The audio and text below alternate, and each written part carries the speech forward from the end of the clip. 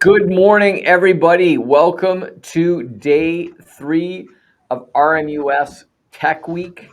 It's been a great start so far. We've had some very interesting sessions, talked about everything from global geopolitics and its effect on the UAS industry and new products. We've had some excellent discussions around what that's going to do for communications, how we're going to see the technology spread to different use cases. We had an excellent day yesterday about digitization and digital twins for mining and also for infrastructure. So we had a number of manufacturers with us, Skydio among others, and then Exxon joined us for Slam LiDAR. So we managed to get our geek on a bunch of stuff and then talk politics as well. So it's been really exciting. The links are in there for all our guests if you want to check out their websites. We'll post them again at the end. And we'll close off this one with just a recap of the schedule for the remaining 3-day events. So we have 3 events today. So we have this one where we're going to be talking about autonomy and adoption, which is going to be very exciting. This afternoon we have 2 events. We will have Fraser in here hosting a panel, and then we'll also have Eric Blumendahl, who will be interviewing Miriam from Captain Fox from Chula Vista Police for Drone as a First Responder. So it's going to be a very exciting session there. But let's focus on what we have today. We have assembled a fantastically handsome and accomplished panel here today. Oh, and then Josh's video pops in at that exact moment. I think he's had his social media training, so he timed that perfectly. That you can't teach that, people. You have to be born with it. So I guess that's how we're going to do it. So let's start off with our panelists. I would like to introduce Josh Ogden from AVSS, good solid Canadian company. And Josh, give us a little intro and talk to us about how your position is in enabling safe and autonomous operations. Yeah, thanks for having us today, Kevin. So my name is Josh Ogden. I'm the CEO of AVSS. AVSS is a Canadian company. We started in 2017, solving the problems of drones falling out of the sky. Since then, regulations have really changed in favor of making sure there's no risk to bystanders, and we're kind of we're one of the pieces. You have detect and avoid, you have UTM, you have proper communication channels to allow for autonomy. And we're that piece that hopefully no one ever sees our product in work. Hopefully all the drones are reliable and safe enough. And that is a big point to get to autonomy. I think moving from just drone manufacturers stating that their aircraft is safe versus actually demonstrating the performance and getting to those reliability expectations. You see that with type cert. I think you'll see that with Declaration Plus later this year in Canada once we announce some new rules. And I think the key point of autonomy is getting to the point, from our perspective, is make sure aircrafts are reliable. And then when things do go wrong, those situations are covered, because there's the engineering technical side of it, but I think there's the general social acceptance. In Canada, we're probably more open to the use of drones and autonomy than maybe in the States with the Big Brother fear. But yeah, key component of getting to that autonomy and use cases, there's the social acceptance, and that relies on us performing for our product as well as drone manufacturers and the ecosystem. Fantastic. Well, thanks, Josh. Great to have you. So our second guest is a first-time RMUS guest. I'm really excited. We've passed each other in different conferences and things like that, and I keep hearing great things about Iris Automation. And so I'm really excited to have Jon Damush here from Iris Automation. So Jon, give us the little bit of background and talk about how you're enabling this crazy automation thing. Hey, thanks, Kevin, and thanks for the nice words. Yeah, I think I probably bumped into you because I wasn't paying attention where I was walking. So, good to see you, and thanks for the invite to be on the panel. Yeah, Iris Automation, we exist to make sure no 2 aircraft ever collide in midair, period. It's that simple. Our entry market is certainly the uncrewed aviation space, so i.e. drones, because it's big, it's accessible, and frankly, the lack of rules provides greenfield to help shape those rules, and specifically help shape those rules in a way that is accommodating to the kind of deep tech and new tech that a lot of industry is bringing into aviation today, that in my personal opinion has tremendous benefits for safety aviation writ large. So, historically, it's been very hard to bring new technologies. I mean, if you go back, I'm dating myself now. I'm a commercial pilot and flight instructor. And I remember when I saw my first panel mount GPS. It was a King 89B monochrome green GPS unit. Had no moving map. It just had, looked like a low-ran screen. But it was magic. And it took a good 10 years before we really had broad commercial and regulatory adoption of GPS, even for IFR use, let alone now what we see in even, the most inexpensive general aviation aircraft, basically glass cockpits. So, we're an industry that takes a long time to introduce new tech, but tech is moving at warp factor 10. So we need to bring ourselves along, both in industry and in the regulatory environments, to start to take advantage of some of these new technologies that are certainly going to increase the level of safety of aviation, but also the level of efficiency in aviation. I think this is where uncrewed aviation really comes into play, because as I fly in a Cessna, I don't feel comfortable if an airplane gets within a couple hundred feet of me, right? I want to keep them far away. But an uncrewed aircraft that's flying cargo or doing an inspection mission, or an oversight mission in support of a drone as first responder program, well, geez, you could be 10 feet away from another aircraft, and that's totally fine. So I think, as we look to this, our interest is to bring this technology into this world, help the regulator get over the hump of understanding, so that we can start to really capitalize on them. My personal background, I've been running Iris Automation now for 2.5 years. I came out of Boeing's future mobility division called Boeing Next. And prior to that, I was the chief growth officer for In Situ, which is a Boeing subsidiary that makes large, long endurance uncrewed aircraft. So thanks for having me.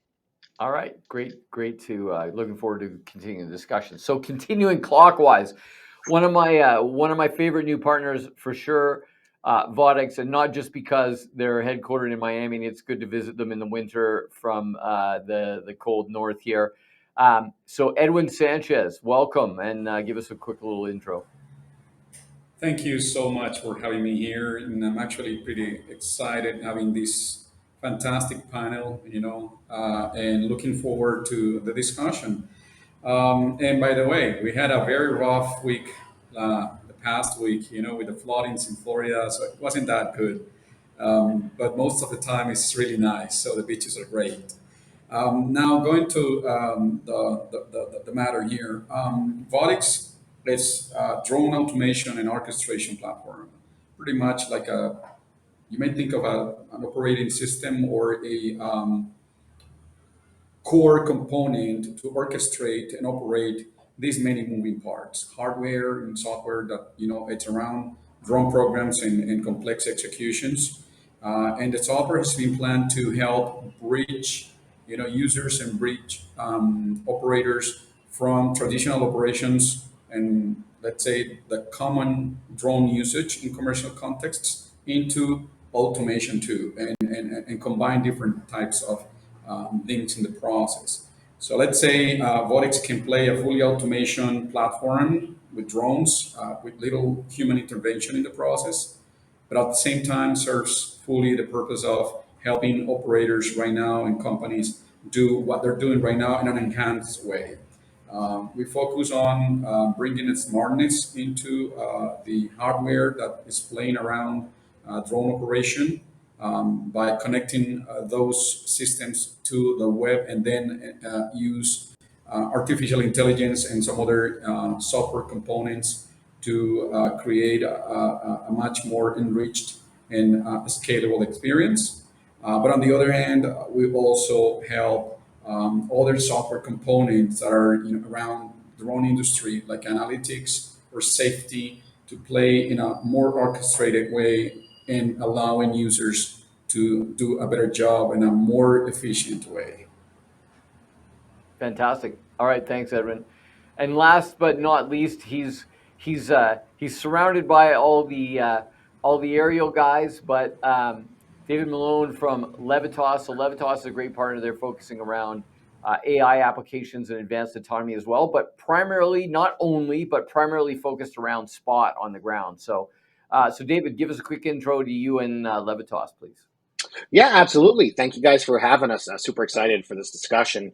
And yeah, so Levatas focuses on machine learning, computer vision software, and we try to automate visual inspections. I think the cool thing is, as you mentioned, we're hardware agnostic, although most of our success recently has certainly been with the Boston Dynamics Spot unit. I think the important thing that we help bring to the table is, along with the information that the models process, I think a key thing we'll be talking here about autonomy is the end result is great, but you need to be autonomous in that collection of that data. And so not every robot is built for every job. So how can we even use models, right, and AI to augment the onboard safety features, the onboard autonomous features? That's something I'm sure we'll talk about more today. I think while deployment of these tools may require an engineer, it may require an operator, right? To really hit that full autonomy, you need it to operate independently. You shouldn't need a full-time operator. You shouldn't need a full-time engineer assigned.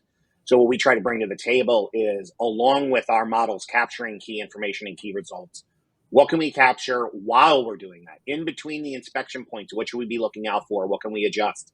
How do we make this mission better? So I think that's some of the fun stuff we've been able to discover, especially working with Boston Dynamics and some other providers. So it's a really great opportunity for us. And I'm a former life safety inspector myself. So being able to understand these sites and what we should be looking out for and what we shouldn't is certainly helpful as we plan out our product implementation. So excited to chat with you guys today.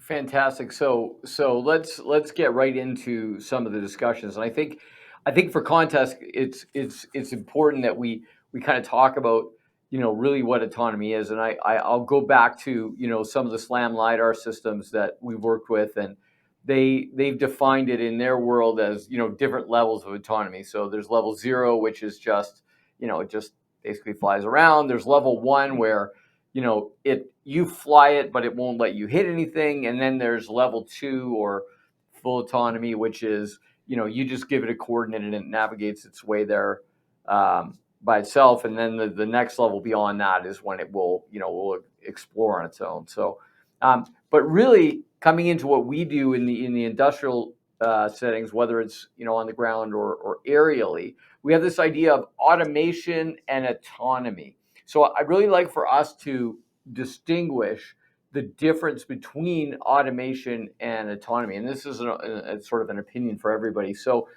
maybe Edwin, I'm going to start with you from your perspective, because you kind of do both. So how do you see the difference? Like, really, what is autonomy and how does it differ from maybe automation? Yeah, well, in the robotics industry, and we can understand a drone with sensors on board, like some sort of robot.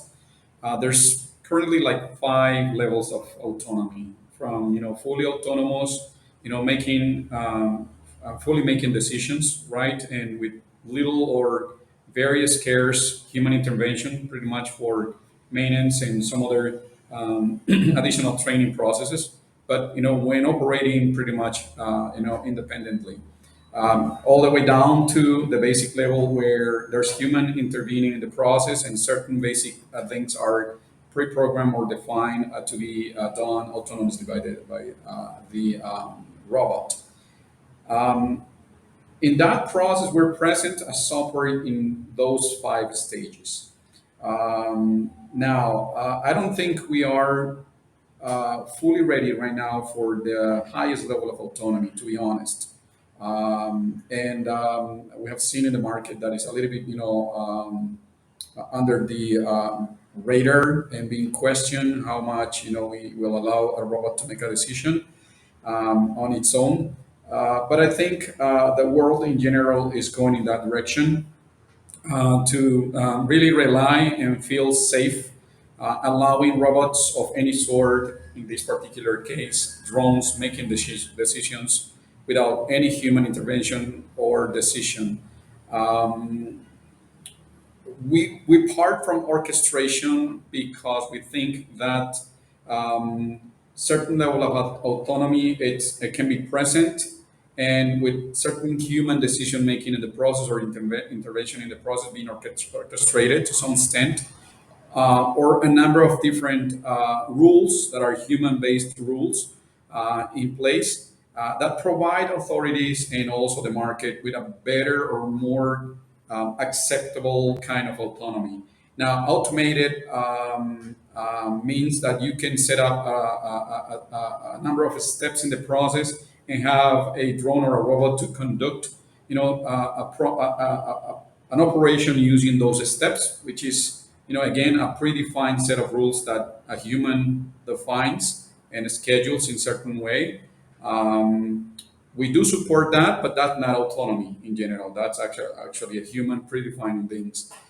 So I envision autonomy where machines are, depending on the level of autonomy, making decisions either immediately without any human intervention, all the way through certain checkpoints where humans can see if things are going well and then continue running.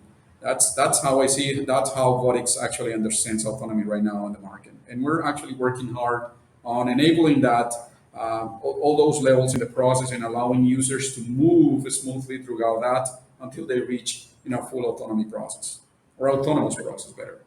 Yeah, no, I think it's a good start. So David, I'm going to go to you next, then John, I'll follow up, and then Josh, you're going to be my transitionary one. So we're coming to you. So David, do you want to comment or build on that? I know you guys have a slightly different perspective on it, but very similar.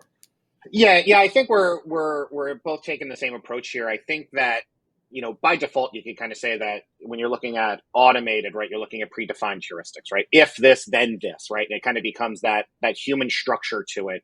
If you think enough of the scenarios, something that is automated could appear autonomous, right? If you thought it all the way through. This is how video games, right, kind of work with the logic of NPCs. For us, I think we're not opposed to human in the loop intervention. And we kind of think of it where, just the same as a new employee doesn't come on the job site and never ask a question of their supervisor. So when we think of autonomous here, we kind of think of, is the interaction with a human meaningful and productive? So it's not that it should never interact with a human. It's not that it should never ask for advice or ask for a next step or not be able to adapt.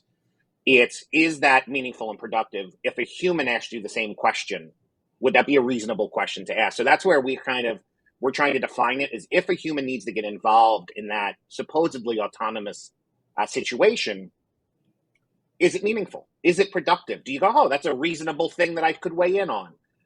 So that's the way we're trying to define it, in terms of when does a human need to get involved, and try to reduce those scenarios where it's non-productive, where it's not meaningful.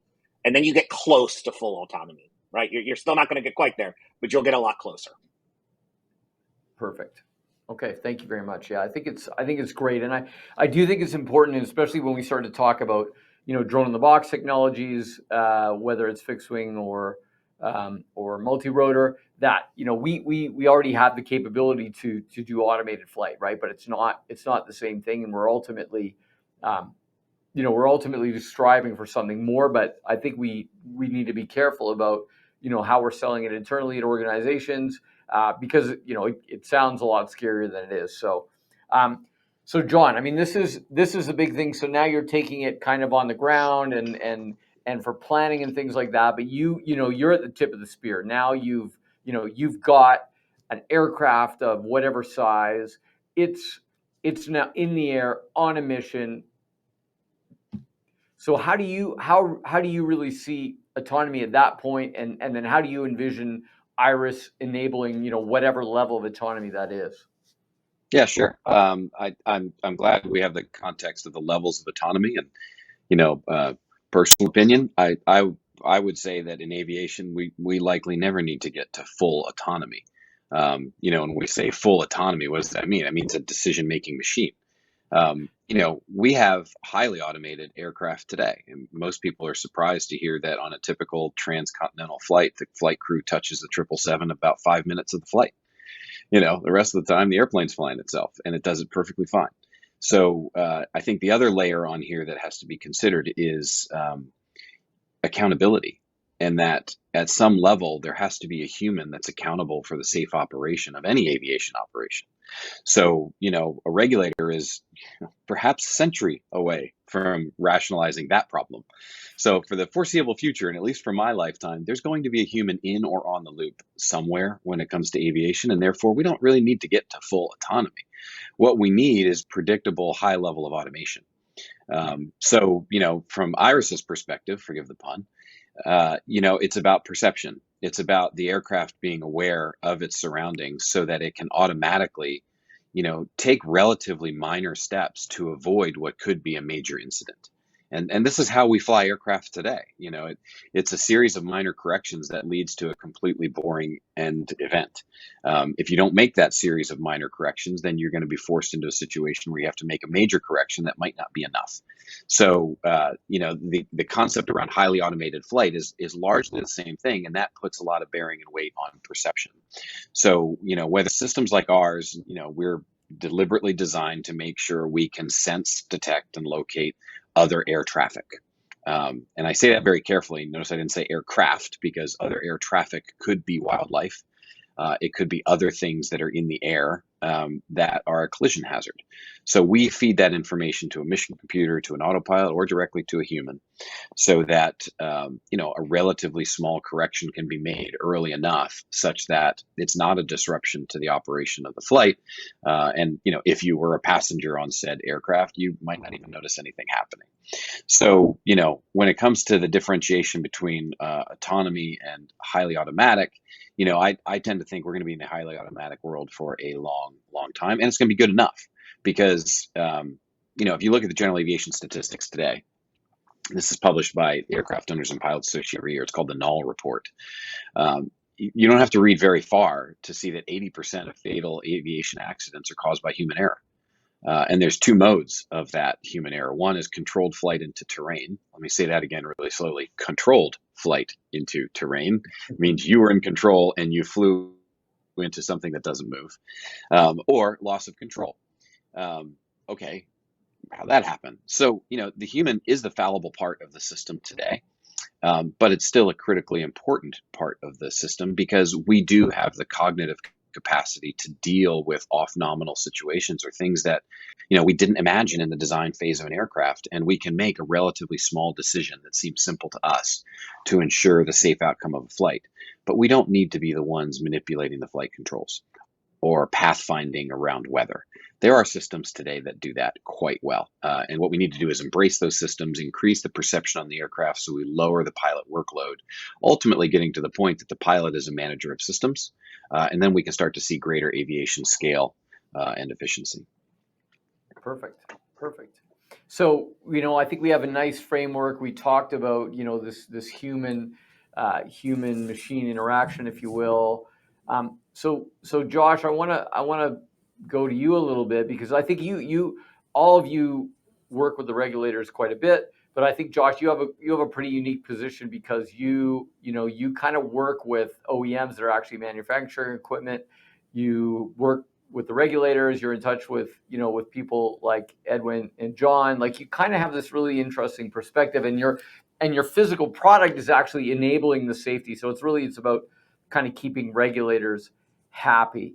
So I'd like, in terms of adoption, I'd like you to comment on, the overall safety, but also from your perspective, but also from the perspective of how some of the OEMs you're dealing with are taking the approach to autonomy as well, and how you're enabling a lot of these new products. Yeah, so I think we do have a unique perspective where we're dealing with various stakeholders, and again, we're that piece that we're there, but no one really ever wants to see us work, and that's a good thing. But I think when we look at our system and terminology in the drone industry is just there's so much duplication and crossing. But we have something called an autonomous triggering system. What does that mean? Well, it's rule based. We need to understand how an aircraft flies. What are the maximum angles? What are the different failure modes? Single motor, double motor, full motor. How do those dynamics work? And we ultimately have to tune it. So we're human in the loop, setting parameters, saying, when this drone exceeds this angle, under this much speed, under this much drop, deploy. And so we have that kind of system in market today. I can say from a regulator perspective, as long as we're not having a bunch of false positives, no one's calling us. And it's a situation in which we have parameters on like what is the proper drone flight, what are the parameters of that flight. So we're modeling that out and duplicating to understand what is the proper. And then as we evolve the technology, like today, the drone parachute market, yes, there's an autonomous triggering system that's really rule based and parameter set, and some have very simple models, and some, I think, like AVSS, we sit there and thought a bit more than just the drone flipping upside down. But as we evolve into guided parachutes, making sure that we're avoiding just uncontrolled drift, there's another problem that we see that we have to solve with kind of detecting avoid large buildings. So using a guided parachute with GPS only, you can drift it into a building. So now you need to start considering, how do you avoid that building and not going through that windshield? Like right now, I see we all have windows around us, and imagine a drone flying in that under a parachute. That would really suck. So, but then that level is still human in the loop. Like, you're not going to completely let it go. And I think Jon makes a good point about, I hope it's not a century, but like, it's going to take time for regulators, and they want to see the data and they want to see that it works. And, we have quote unquote a black box, but it's not a black box as far as like, there needs to be more transparency there. And I think with just the whole chat GPT and open AI and then the different importance of open source, not so much as far as sharing, but like open source and like what your models are actually deciding and is going to be key to get to that full autonomy. The regulator needs to kind of look in the hood, and like, you need to keep your secret sauce special and private, but at the same time, if you can't explain your model to a regulator that they understand it, we're 200 years away now from autonomy. And so I guess that's from our perspective, is like, there needs to be autonomous solutions detecting, there needs to be human in the loop. We need to get to the point where we're set up for full autonomy. But to get there, like, there needs to be more transparency in how things operate. And without that, we'll never actually get there from our side of things. And I think regulators ultimately, I think there's some weird culture effect when you come from standard aviation and regulation, where there's like, we've seen that with some drone manufacturers where they're hesitant to tell the FAA or Transport Canada something. Where in the drone industry, I think because we came from not being in the drone industry before in 2017 and discussing, people just want to have frank, honest conversations. They don't want the political, not answering the actual question. They want straight shooting, and it is what it is. Everyone's learning. And I think that's going to be a key component of like the human factor side of all this.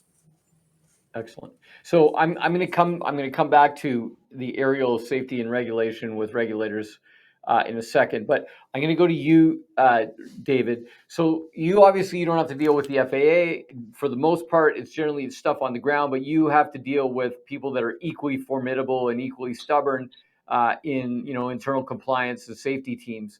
So from a perspective in terms of they're trying to make these operational areas safe and avoid accidents, which they should absolutely be doing, which is great.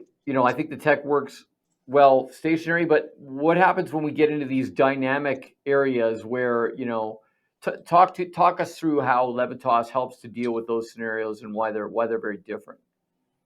Yeah, for sure. I think, and Jon, you mentioned it earlier, when you're talking about aircraft, there's also non-machine aircraft, right? Like birds and those types of things. So I think really the first thing you need to understand is that there are three types of actors in a ground facility. There are humans, there are fixed machines like KUKA robots, conveyor belts, motors, etc. And then there are moving machines like forklifts, golf carts. And so you have to account for all three and then decide which your robot is going to act like. So I think the most important thing to understand is when you walk through these facilities, there are areas where humans can go that forklifts can't, and vice versa. There are areas fenced off just so robots can operate right on their own on line, production lines and facilities. So you need to make a decision with the group, with the team, with the clients on what is my robot going to act like? Is it going to act like a forklift, or is it going to act like a human? With Boston Dynamics Spot, more often than not, we put it in the human paths. It operates like a human, so it goes through the human safety measures. So if that's the case, then you need to make sure that what does a human do at certain intersections where there could be forklift traffic? Does it stop and wait? Well, then the robot needs to do that. Do they wear PPE to be noticeable? Well, then the robot needs to be noticeable. It needs to have lights affixed. Alternatively, if it's acting like a forklift, does it need to have the blue light that shines a few feet in front of it like we've seen so often? So I think the first step, that decision you make, is how are we going to behave in this environment? Because you need to be, we talked about this earlier, consistency. I need to know that if I'm another employee there or I'm a forklift driver, I know what the capture device, what the robot is going to do based on the scenario. So if I'm driving my forklift through a busy intersection and I see a spot unit at that intersection, I should know that, like a human would, that robot is going to stop and assess the situation before it continues. So it's sort of about setting up those rules and deciding what world am I operating in first, and then go accordingly. Usually the good news is folks have already thought this out for other machines and people in their facilities. So for us, it's really about understanding those two and seeing where does the robot fit into that world. And so it's a process change, a change management change, and then you have to make sure the technology can keep up. And so sometimes the robots provide that automatically based on their design, based on the technical components to it. And other times you need to be cute and figure out, okay, what can I do with a model, with a light, with something else to enable that next step to, it should emulate a human or a robot or a fork truck, depending on that logic. So I think that's the first and foremost problem that we sort of have with folks is we'll be walking around a facility and say, so is the robot allowed on this path? And they'll say no. Like, then why are we on the path? Like, if the robot's not going to be here, where is the robot going to be? Because we need to understand what it's going to see. We need to understand the hurdles it's going to encounter on its route. So it's about shifting that understanding of what are the actors it's going to interact with along its way, and what should that interaction be? Mm-hmm. So maybe I'll just stick with you for a second. So what you talked about it a little bit, but how are the models themselves different? Like right out of the box, whether it's DJI aircraft, any kind of aircraft, basically they all have some kind of obstacle avoidance. They're good at they're good at big objects, not so good at like power lines and things like that. Yeah. And Spot is another good example. Like, it's not going to bump into a stationary human, but the second somebody moves away or towards you, you get little kids in schools, crying. I hear that's happened to other people, but it could happen, right? So how do you, maybe just quickly, technically, how do you deal with that particular challenge? Yeah, absolutely. So one of the first things we did, and we had a client who expressed this to us pretty bluntly. And when our first minute on site, they said, your job is to make sure this robot doesn't get destroyed, first and foremost. And we kind of said, well, that of course comes with the sort of anticipation of this project. But they had just had a autonomous robot get destroyed. Forklift had hit it. And so they said, your number one job is to keep the unit safe. And so we knew that by default, the unit's not going to walk into anything stationary. But how is it going to avoid a moving object? So that's an example where we built a custom model that's now part of our standard package, which we call Look Both Ways. And that's an example where when we hit intersections where we expect traffic, we actually use the onboard cameras to capture video. And then we do motion detection on large objects. And we see, is anything coming towards the robot from either direction? It's kind of why we joke to look both ways. And if they are, we sort of tell the robot, hey, hold up a second, count to 5 and take another look. This gives us the ability that when there's a lot of traffic in an area, it prevents the robot from entering into the path of danger. We know by default, out of the box, it's not going to walk into danger, but it's the path of danger that you need to account for. So this is just one example of where we're trying to teach the robots to use artificial intelligence in a simple computer vision sort of way and say, I'm going to look around my surroundings. Are there things that are moving? Yes or no. Are they large objects? Yes or no. Are they moving towards me? Yes or no. And if you sort of check all the boxes on that, that robot's now going to hold its mission for a few seconds and then look again. And so this is where we talked about earlier. It's about if a human would do that at that intersection, what do? They look both ways. And if it's clear, they continue. So trying to have the robot emulate that through computer vision is a way that it looks fully autonomous. You're like, oh, look, it made a decision. It decided the coast was clear. But what does the coast is clear mean? Well, in our model, it means there were no objects moving towards us at a particular speed, or they were so far in the distance, I had time to cross my path. So that's an example of where we try to use computer vision live in real time to help protect the safety of the robot and the safety of anyone else, right? If you're a fork truck driver and you try to swerve to avoid the robot, that could also endanger humans. Mm-hmm. So try to use it in real time, I think, is the key. Is we have onboard cameras, let's use them all. And let's use that to understand the safety of the environment.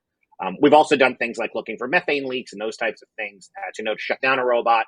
So there are those additional steps you can take. But the look both ways is a very popular one for most of our customers for that reason. I think it's a great analogy, right? Because it makes sense in that context. It's thinking like we would if we were in there. So, so John, I'm going to come to you, and then Edwin, I'm going to let you kind of close out that loop in a second. So John, you obviously are also integrating AI in your solution. Do you sort of approach it similarly to Levatas, or talk to us about your approach and and how you're enabling that from your side. Yeah. So yeah, I suppose it's worth kind of separating the different levels of AI, and I would characterize our use as artificial narrow intelligence. We're not looking for our system to make decisions on the fly using AI. What we use AI to do is train classifiers. So I like to make this joke that when AI works, it looks logic. Making it work is decidedly non-magical. It's like making sausage. You need a mountain of data. You need to train your neural net on a subsample of that data, and that training is basically humans, labeling things. And then you put it in the neural net, and the benefit is that the system can iterate at boggling rates and perturb the inputs to the algorithm while it's trying to find some sort of optimal solution so fast that it ends up basically filling out your bell curve of possibilities, including your edge cases. So what you get then is a very robust model for what is you've trained in a very limited way. So our use is mostly offline, where we train classifiers and we build an index of those classifiers. And the way the system works is we use computer vision, all of the standard methods from SIFT to bundle adjustment, all that other good stuff if you're a computer vision person. And we run that in real time. And primarily, well, actually the first step, and this is an interesting thing in our own development, our first hypothesis is we're going to use telemetry from the aircraft to understand the aircraft's position and orientation in the world and the origin of the world. And what we rapidly found out is that the telemetry metadata that's coming off of most autopilots is actually not sufficient enough. And it makes sense because when you're flying an aircraft, yes, you want high rate, but you can be a little bit sloppy with some of the precision on that because, the movement of the aircraft is not that fast. Well, for our algorithms that are running, 10, 30, 60 hertz, we did need rapid update and we did need precision. So we ended up having to sense the world through the lens. So we use computer vision to determine the attitude and position of our cameras in space. That allows us to remove two things from the scene. One is the motion of the Earth, and the other is the motion of our own ship. So once we remove the motion of those two things, then anything left over is a candidate target that could be a collision hazard. We then iterate through that list of candidate targets, bouncing them off of our machine learning classifier index, and we identify the type of aircraft that we're talking about. And when I say type, I want everybody to understand this is gross classification. I can't tell you the difference between a Bonanza and a Cessna. We simply don't have that large of a database and that precise of imagery. And when you think about the ranges where we're trying to detect aircraft, we're trying to do this 2 kilometers or more away. So the amount of pixels that we get on target of a Cessna more than 2 kilometers away is not a lot. We're talking 20 or 30 pixels. And you and I would be challenged to determine that was a Cessna. And this is where the magic of the machine learning and the neural nets comes in. It can handle that because it's been able to run through so many different variations offline that it can perceive things that you and I have a hard time doing. So once we classify the type, we basically have a very simple assumption that if we can classify the type as a small fixed wing aircraft, well, guess what? We can reasonably assume that its wingspan is roughly 35 feet or 11 meters, if you will. Well, if I know that, and I know all of the extrinsic and intrinsic details of my camera system, meaning the geometry of our view system, then I can tell you how far away that target is. And this is really the secret sauce of Iris, is we combine all of these things together to run in real time, determine the type of aircraft that we're looking at, and be able to infer its range. And with any visual system, you actually already get highly accurate pointing angles, meaning azimuth and elevation. It's like within a half a degree, you're going to be accurate. So that's really good. That actually outperforms other modalities like radar. But range is approximate because we're making an approximation based on the type that we classify. But what we get is a good enough system that at those ranges can at a high probability, we have 95% probability of detection at 2 kilometers. That's better than any human can do. And because we're a camera system and you can mount multiple cameras either on the aircraft or on the ground, we see the whole sky all the time at high frame rates. So, this is the base of our approach, is that through nothing more than field of view, we're outperforming the human in this situation and leading to a safer aviation environment. But the AI part is largely offline. Perfect. Okay. So Edwin, we've talked about, these onboard safety systems and rules, when you're in the actual environment. So you guys have a broader perspective. So talk about how Votix enables, safe operations with and without AI in this context of autonomy. So what are some Yeah, of the tools you put in through your software as well? yeah. Fantastic. I mean, I'm excited with these conversations because that's when you see that there's a lot of fronts where AI and autonomy is being worked in combination with other technologies. Um, and where immediately you see the importance of having a core kind of a bus that links all these technologies, something that links all of them, and that's where Votix falls into place. Let's say having the spot bot, understanding certain environment and waiting for something to happen, or collaborate with someone else, or having at the same time an aircraft, in a tower from Iris, identifying certain, anomalies or certain situation in the air, and then again having a software like Votix capturing on all of these things and providing a set of users or another system with situational awareness that is enhanced to actually be able to actuate other systems or enable other teams to collaborate in the process. So again, orchestration is important, all of these technologies, to effectively provide a context with the adequate use of all these technologies and enable that AI that, as I agree with John, is very specific. All of these AIs that we're working on or executing or training are very specific. They're not general AIs, and they enable services or capabilities in different ways. Not all the times, at the front end, of the drone behavior, but sometimes in the safety, sometimes as we use them in certain routines to properly land or properly take off, and so on. What's important here is to understand that AI, specifically trained AI, will help the process of reducing the risk associated with human error first, and secondly, enhance the critical decision making process that humans need to make. Okay, and that's, I think, the most important part right now, the area where the most of the focus in technology development is based for the drone industry, and where we are very focused on leveraging on all of these technologies that are out there, drone based, safety and parachutes based, airspace monitoring based, and some regulation technologies that are out there, and all of them being practically orchestrated in a way that can really service a workflow for a user or a company.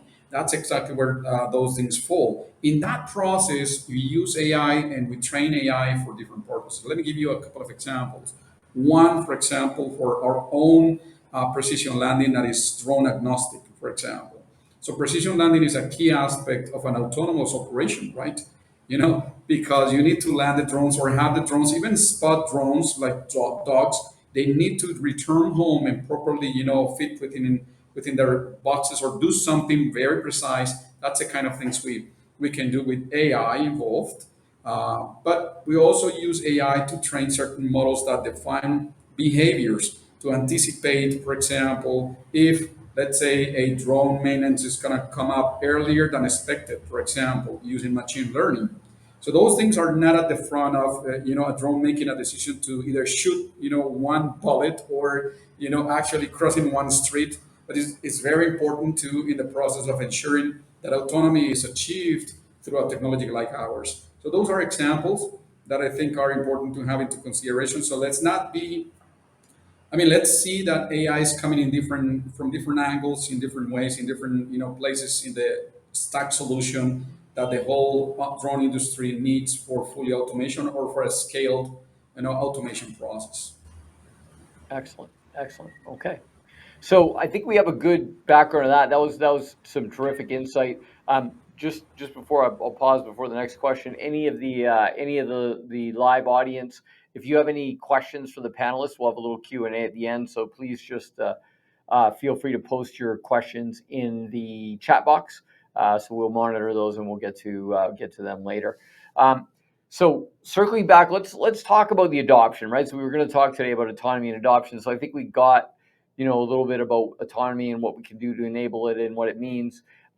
So I'm going to start with you, Josh. So we did mention regulators, but also other more broad safety concerns from organizations. So what are the questions and regulators and organizations are asking about in order to implement this? What are the things they're most concerned with seeing that there's a solution for before they grant the go-aheads?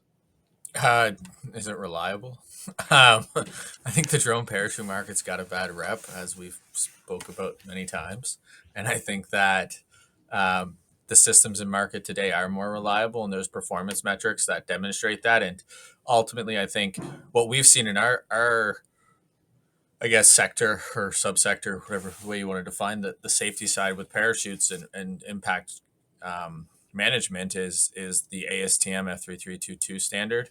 Now that standard has gone through iterations. Last week we had meetings on the revised standard to make sure it's tighter. And I think that's the one thing that's interesting with the parachute market is we did have the first internationally recognized standard that said, hey, if you do these testing, we trust that your system meets some level of performance.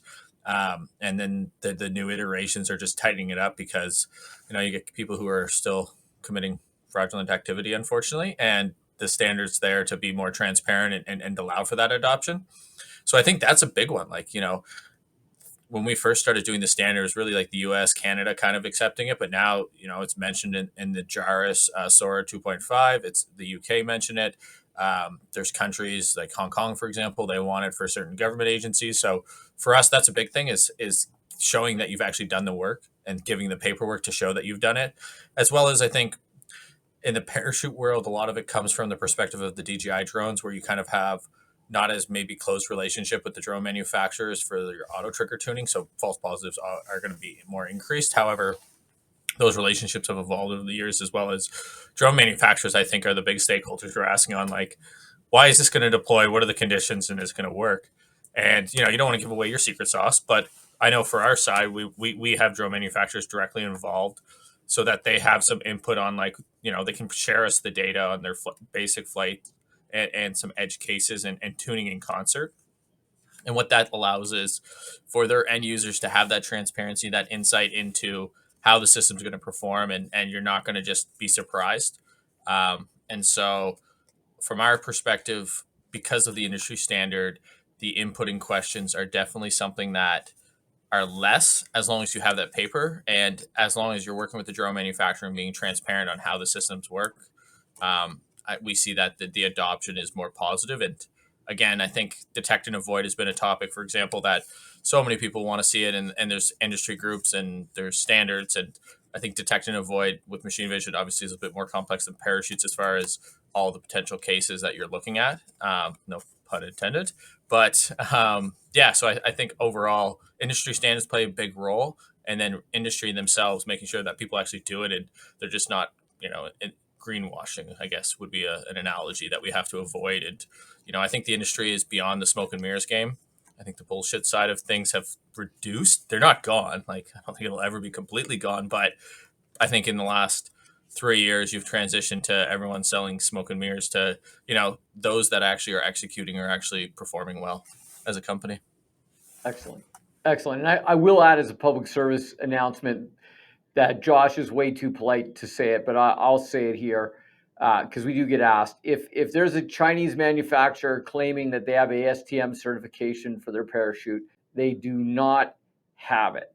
Okay, and so I'm not going to mention any manufacturers' names. You can figure them out, but these are partners of some major manufacturers, and the manufacturers need to step up and police the actual claims so that their sub partners are not endangering people with ultimate BS. So anyways, there you go, Josh. That's for you, my thing. So Moving right along into more positive stuff. So, Jon, I mean, obviously, detect and avoid. You're not without your share of BS in your space, though you yourself are not one of those people.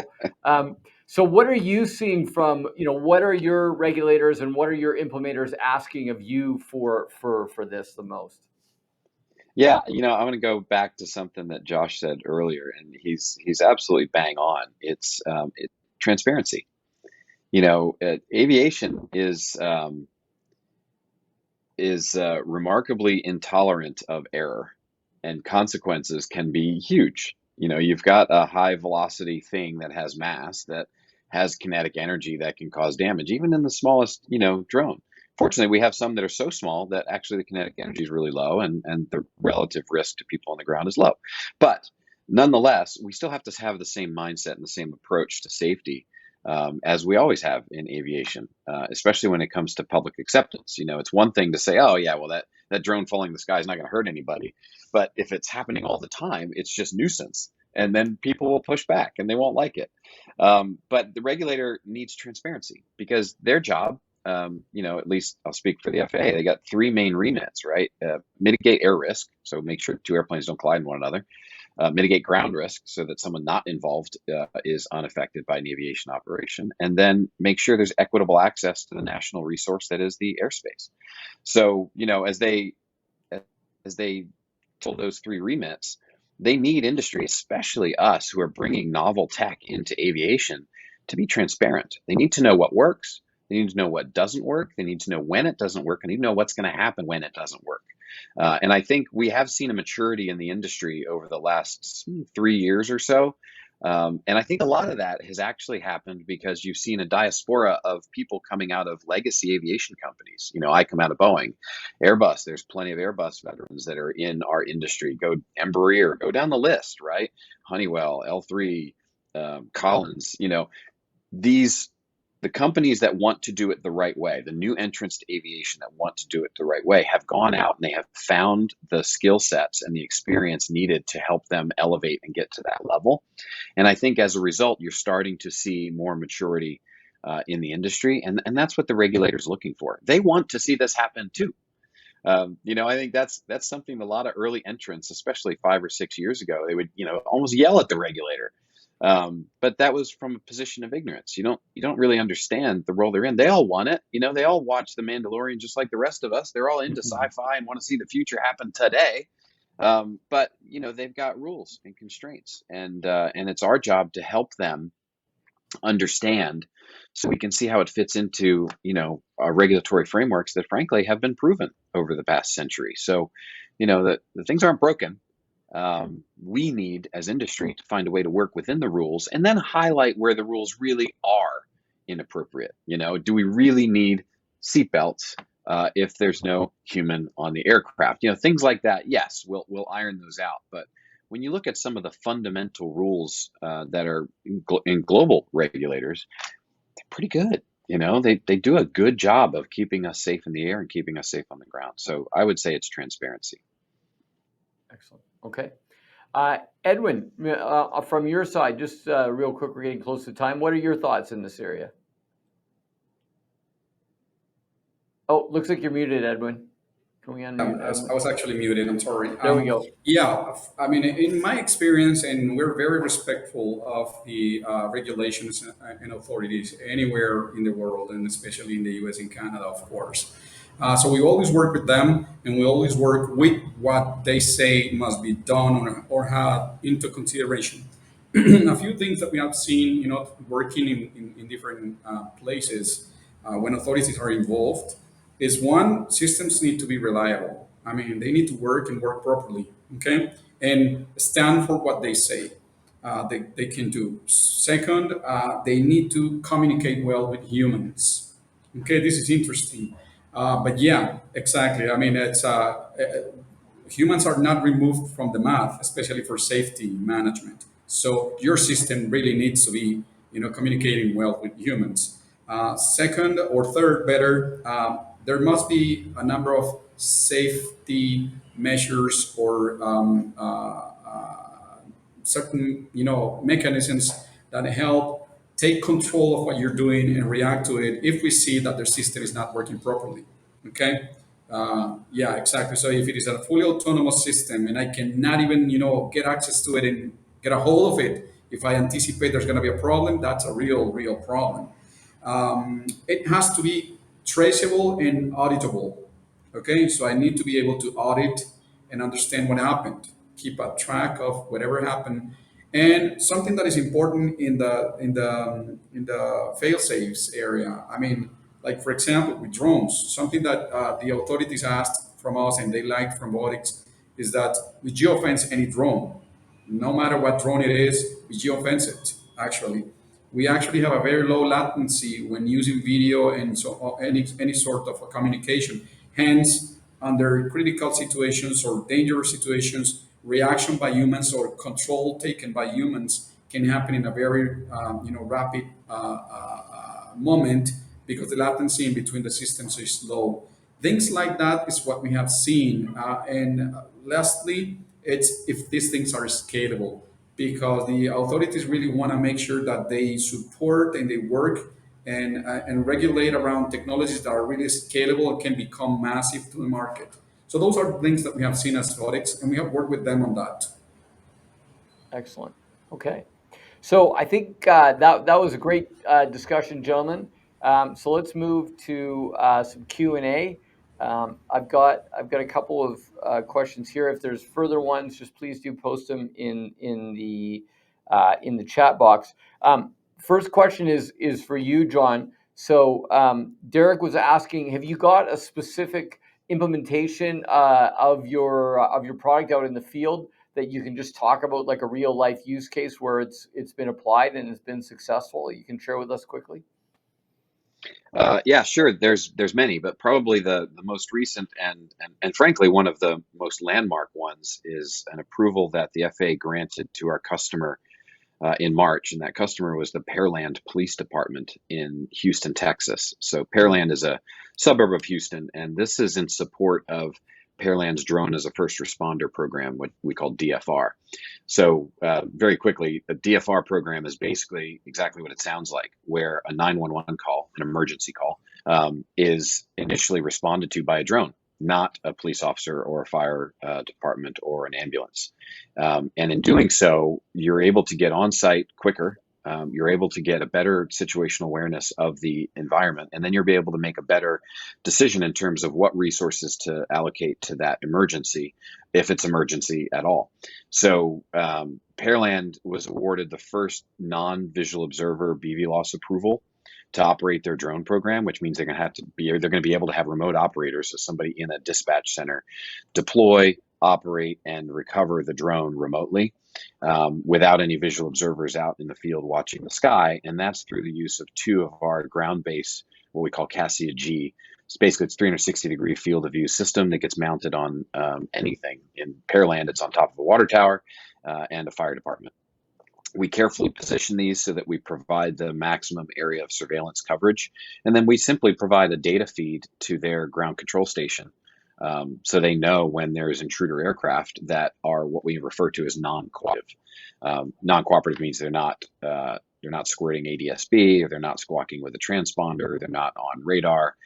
These are typically either aircraft that have deliberately turned off their ADS-B, like law enforcement or VIP travel, or people that don't have to because they're flying in airspace where they're not required to cooperate.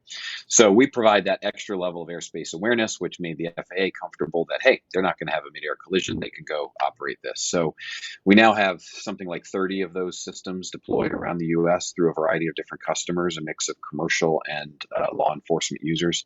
And then we have airborne systems that are on board small drones all the way up to helicopters worldwide. So yeah, we're out there in a lot of places. You don't hear about it much, but it's growing rapidly. Excellent. So Edwin, Martin was asking a question, basically wants to know, are the regulations in Latin America such that you think they'll be seeing more innovations in this technology? It'll happen faster down there, kind of like agricultural spraying, or do you think we're up to date where North America will be equal or ahead of Latin America for application of drone in the box or autonomous drones? Well, that's interesting. Votix works worldwide, so we have partners across the world. In Asia, Australia, Europe, Africa, the U.S., Canada, and Latin America too. So we do have an experience understanding what's going on. Actually, I'm going to head to Chile next week for an event in right there in the mining industry.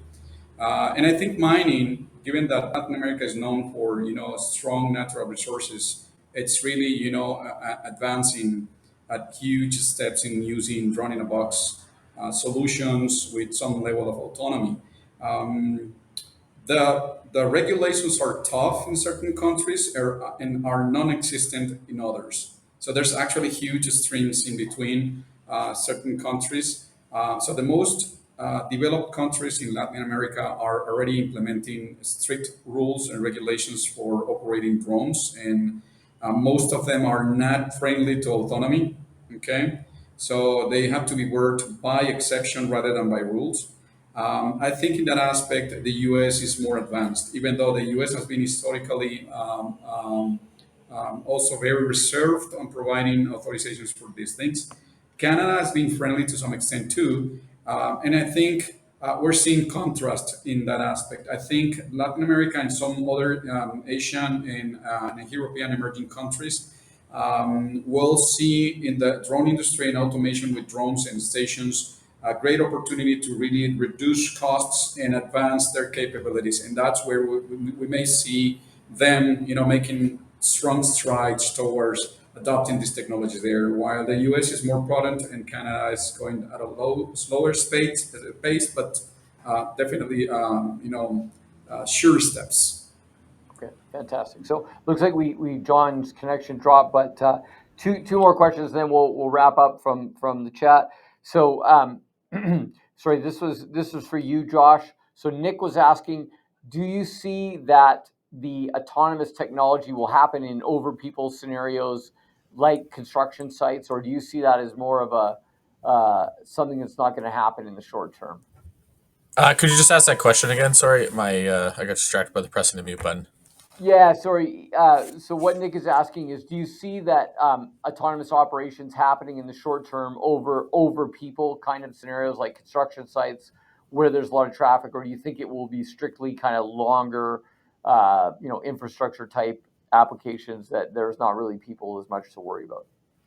Yeah, well, today you've got operations that are flying over people that are semi-autonomous, pre-planned missions. So we have a lot of customers using waypoints to go fly a mission, and those are over construction sites. They're over rural areas as well as highways and such. So we don't see that being an issue. Maybe when we think of beyond visual line of sight flights, I think what we're seeing as far as a lot of our customers in Canada, as well as in Europe, as well as some. I'm trying to think. I don't think I have too many COAs in the States that are flying BVLOS.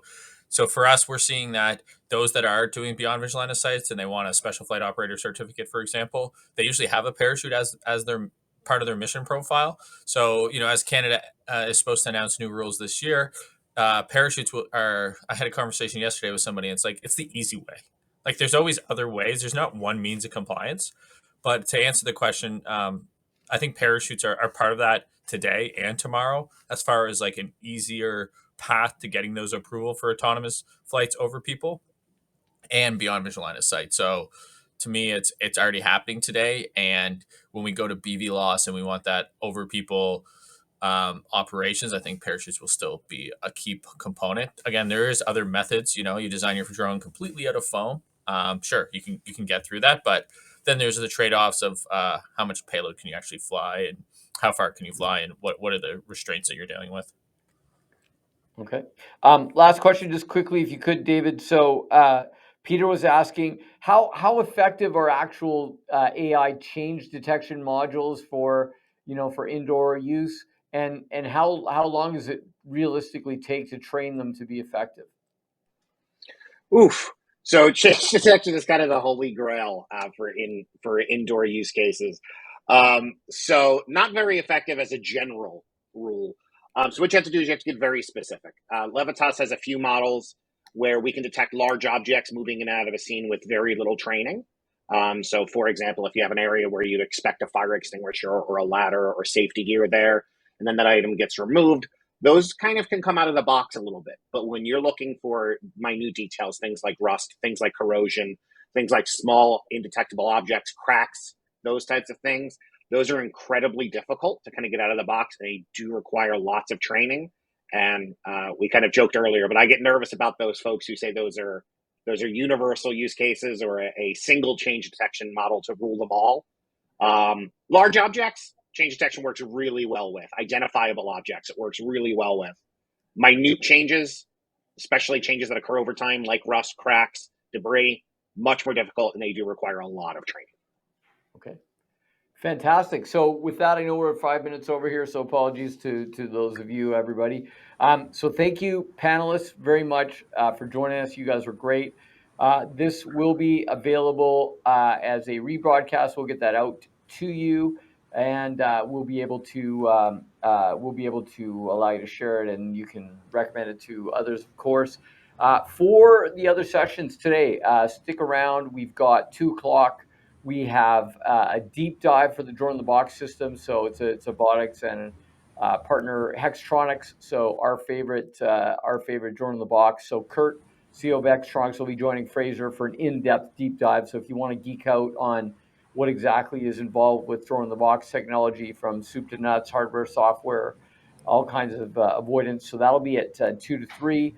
And then 3:00, as mentioned, Eric will be interviewing Captain Miriam Fox from Chula Vista PD. So they're the kind of the holy grail right now of DFR, drones and first responder programs. She's fantastic. Lots of knowledge there from someone that's done this for a few years, a real pioneer. And so Eric will be involved. So until this afternoon, and I'll be back tomorrow morning with some good sessions. Until this afternoon, for Edwin, John, Josh, and David, thank you so much, everybody, for joining us, and thank you to panelists. Thank you, Kevin. Bye-bye, guys. Thank you, guys.